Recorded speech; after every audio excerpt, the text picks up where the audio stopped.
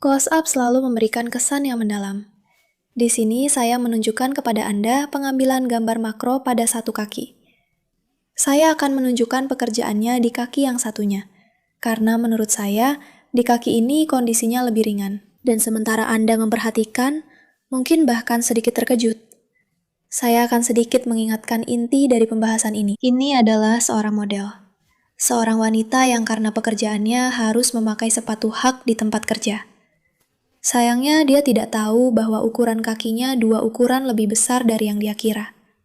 Dan inilah hasil yang kita dapatkan. Jadi, kita memiliki kulit yang cukup tebal seperti karet, dan banyak sekali kapalan di bawah kuku. Saya sendiri yang memintanya untuk tidak memotong kuku-kukunya, jadi saya ingin dia membawa semua kuku yang sudah tumbuh panjang, apa adanya, supaya kita bisa melihat bagaimana kuku-kuku itu tumbuh. Seperti yang Anda lihat, kuku-kukunya juga sedikit terangkat, tumbuh ke atas, dan ada banyak kulit di sekitar kuku yang seperti karet ini, yang akan sulit untuk dikicir. Dan tentu saja, pahlawan dari episode kita kali ini adalah ibu jari kaki. Yang ini, dari kaki kedua. Di sini saya tunjukkan kepada Anda, saya ingin mengatakan bahwa kunjungan pertamanya adalah pada 14 Maret, yang kedua pada 28 April. Sekarang sudah bulan Juni, dan sebentar lagi dia akan datang lagi. Saya tahu, dia akan datang dengan permintaan untuk kuku yang cantik. Mungkin warna merah, atau mungkin French. Pokoknya, nanti kita lihat saja di tempat. Dan saya ingin mengatakan, pada dasarnya situasinya tidak banyak berubah. Semuanya tetap seperti sebelumnya. Alasannya sederhana. Dia tidak mengubah apapun dalam hidupnya. Tapi itu tidak berarti kita akan menolak klien seperti itu. Atau mengatakan padanya bahwa kita tidak akan bekerja dengannya dan sebagainya. Saya akan melakukan apa yang saya bisa, dan apa yang memungkinkan. Dan saya akan menunjukkan kepada Anda seperti apa kaki klien ketika dia tidak mengganti sepatu. Ketika semuanya persis sama. Dan bagaimana saya menangani hal itu. Ngomong-ngomong, di sini di jempol kaki, seperti yang Anda lihat, ada semacam area aneh di tengahnya. Dan di video sebelumnya, saya sudah bercerita bahwa dia mendapatkannya entah dari rekomendasi di internet atau di televisi. Saya kurang tahu. Dia melihat bahwa harus menggunakan kikir, dan mengikir ketebalan lempeng kuku. Karena itu, kukunya sedikit terkikir. Tapi sekarang, kukunya sudah mulai tumbuh lagi. Semuanya sudah baik, dan saya mulai melakukan perawatan. Saya tetap menggunakan pelembut khusus untuk kuku, untuk bekerja dengan kuku yang tebal seperti ini, yang membuatnya lebih elastis. Dan tentu saja, seperti biasa, saya menggunakan kurep. Salah satu alat yang paling tak tergantikan saat pedikur. Jujur saja, saya tidak tahu apa yang bisa dilakukan tanpa alat penyelamat ini. Seperti yang Anda lihat, banyak kulit, kuku melengkung, kuku tertekan, dan muncul pertanyaan yang logis. Di sini, kenapa Anda tidak memasangkan sistem koreksi padanya? Saya langsung ingin mengatakan, saya sebenarnya mau saja, tapi karena ukuran sepatunya sebenarnya 2 ukuran lebih besar daripada yang dia pakai. Dia punya sepatu kerja, seragam kerja, dan sebagainya. Intinya, tidak ada yang berubah di sana. Jadi, tidak ada gunanya saya memasang sistem koreksi apapun di situ. Karena kalau misalnya sistem koreksi titanium atau semacamnya, atau sistem lem dengan bola-bola komposit, itu bisa saja malah menyebabkan memar. Kalau itu menggunakan sistem koreksi dengan kait, hasilnya juga tidak akan bagus. Karena sistem itu akan mencoba meluruskan, tapi sepatu akan menekan lagi. Itu akan menjadi lingkaran setan. Jadi di sini kita tidak akan mendapatkan hasil, atau hasilnya hanya sementara. Lalu dia juga bilang, sebenarnya tidak ada rasa tidak nyaman yang berarti. Hanya saja, semua ini menumpuk di bagian samping seperti ini. Dan seperti yang kalian lihat, karena gesekan antara tepi kuku dan kulit, di sana benar-benar jadi tertekan, menggumpal, menumpuk. Saya tidak tahu kata mana yang paling tepat di sini. Jadi, ada banyak sekali kulit tebal seperti karet, yang harus ditarik perlahan dengan pinset.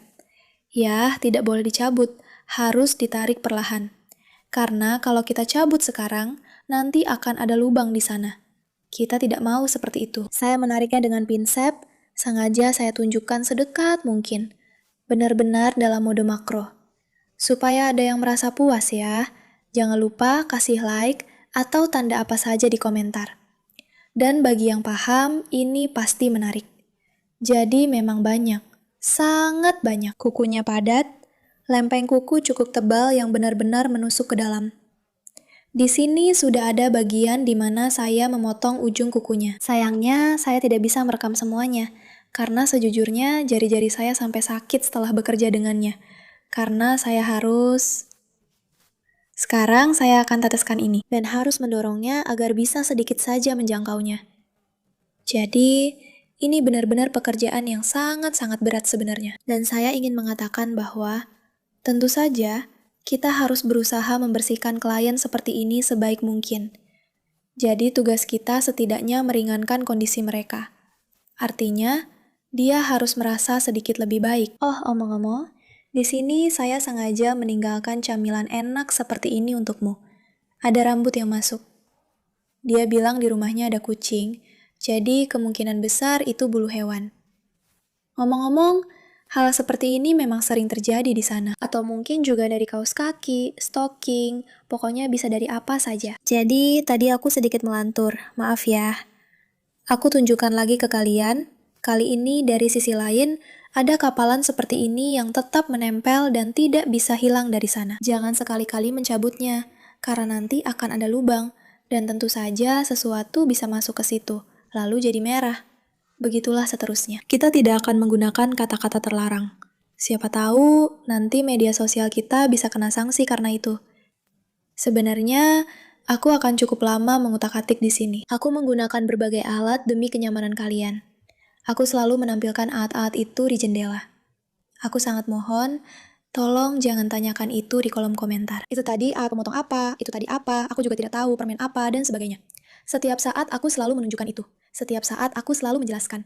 Dan sayangnya, tidak ada yang membantu. Tentu saja, hal ini membuatku kecewa. Dan di sini aku menunjukkan satu alat lagi, yang mungkin juga merupakan alat wajib bagi seorang ahli pedikur, apalagi untuk seorang podolog. Ini adalah pemotong lurus, yang bisa digunakan untuk memotong dengan rapi.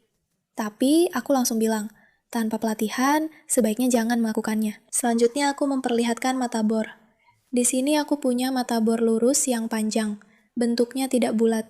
Mungkin namanya silinder atau semacamnya. Sejujurnya, selama aku menggeluti dunia kuku, aku tetap belum bisa mengingatnya. Nama-nama mata bor, aku selalu memilihnya berdasarkan tampilan visualnya.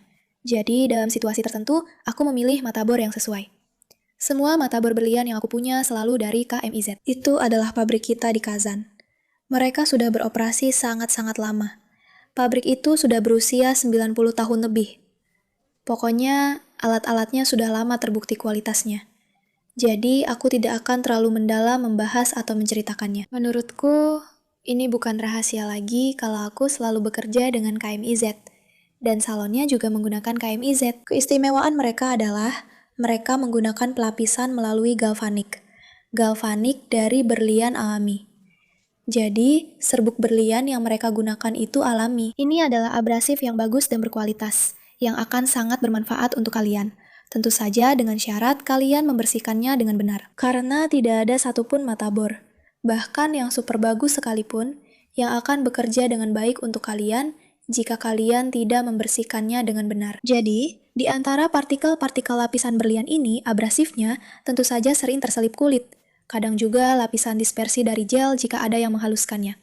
Dan tentunya itu menempel di lapisan tersebut. Semuanya harus dibersihkan dengan baik, menggunakan pembersihan mekanis, mesin pencuci ultrasonik, dan tentu saja larutan khusus. Di sini saya sudah beberapa saat berusaha mengatasi bagian kapalan ini yang ada di sekitar lempeng kuku. Seperti yang bisa Anda lihat, bagian ini cukup sulit untuk diangkat. Dan ini adalah tipe kaki yang, tahu sendiri, sudah dibersihkan berkali-kali, tapi seolah-olah tidak ada habisnya.